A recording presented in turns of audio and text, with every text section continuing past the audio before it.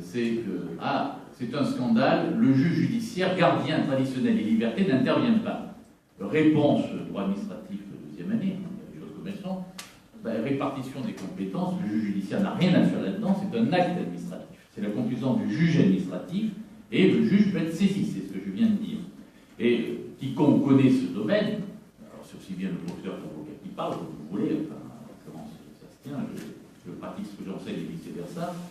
Le juge administratif, Conseil d'État et tout administratif, en matière de référé liberté, c'est-à-dire une atteinte grave, immédiate et une liberté fondamentale, c'est ça le référé liberté, statue dans les 48 heures. Et laissez-moi vous dire qu'il est un peu mieux armé intellectuellement que le juge judiciaire devant l'administration. Il est particulièrement efficace. Quiconque connaît ça, c'est ce que j'expliquais, il n'y a strictement aucun problème. La garantie est parfaite. On pourrait même dire en sens inverse, pour ceux qui seraient plus expéditifs, que ça fait quand même beaucoup de garanties pour pas grand-chose. Enfin, en tout cas, elles y sont. Surtout que c'est pris pour 6 mois, c'est pas ad vitam aeternam, et après c'est 6 mois, renouvelable jusqu'à 2 ans maximum. C'est peut-être pas mal, ce n'est pas énorme. Encore une fois, on risque d'avoir là peut-être un peu pesant, par rapport à la réglementation américaine, la note est quand même. Après, il y a d'autres développements, la création d'un délit d'entreprise terroriste individuelle, mais ça peut être trop critiqué, parce qu'on était démunis, il y avait l'association de malfaiteurs en relation avec une entreprise terroriste. Il fallait être plusieurs, au moins 2. Vous savez très bien quel phénomène on a à faire, ce qu'on appelle improprement, vous aviez offert pour le développer de notre manière, les loups solitaires, qui ne sont pas tant que ça. En tout cas, juridiquement, on était démunis.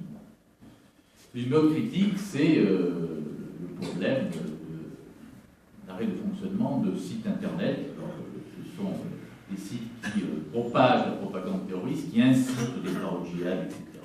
La loi prévoit bien les différents cas de figure.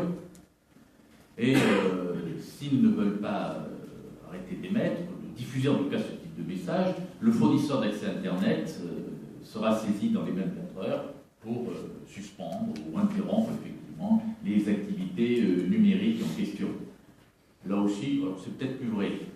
Remarque un certain nombre de parlementaires, ça peut être dangereux, encore qu'il faudra justifier la mesure adoptée, et surtout, à mon avis, c'est plutôt le problème, ce sera parfaitement inutile, parce que ça n'empêchera pas qu'on sait les progrès de la toile et du numérique, que si ça diffuse plus sur un côté, ça sera sur un autre, puis un troisième, et ainsi de suite, on supprime et la vidéo apparaît ailleurs.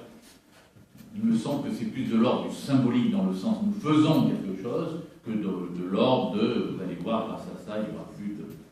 Et même sur un plan strictement sécuritaire, la question a été posée, alors là, rien à voir avec le respect des libertés, mais pratique, c'est que, est-ce que c'est intelligent d'empêcher la diffusion de ce genre de site, parce que ça permet, en voyant qui s'y connecte, c'est un moyen de repérer d'ailleurs les personnes qui s'y connectent fréquemment, de les repérer plus facilement.